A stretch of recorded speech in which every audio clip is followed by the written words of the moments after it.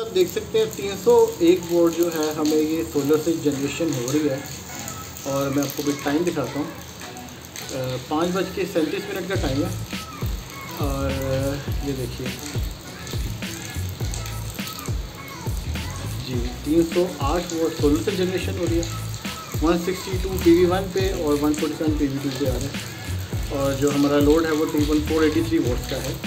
ये अभी हम इंस्टॉलेशन कर रहे हैं। यहाँ पे 19 का सोलर मैक्स का बड़ा ज़बरदस्त मॉडल है।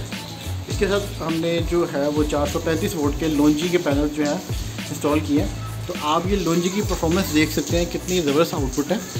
ये अभी हम जो है इंस्टॉलेशन कर रहे हैं। ये इसके साथ सीटी लगाई है और ये वाईफाई डिवाइस है और ये कनेक्शन है।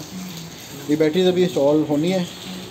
तो मैं आपको दिखाता हूँ कि बाहर देखिए बारिश हो रही है और ये बारिश में जो है हमें अल्हम्दुलिल्लाह कितनी अच्छी जो है परफॉर्मेंस दे रहा है। 300 वोल्ट जो है हमें ये बारिश से मिल रहे हैं। आप देख सकते हैं, ये देखिए ये बारिश हो रही है और तेज़ बारिश हो रही है। ये देखिए तो उसमें जो है ये हमें 300 वोल्ट अल्हम्दुलिल्लाह जनरेशन हो रही है।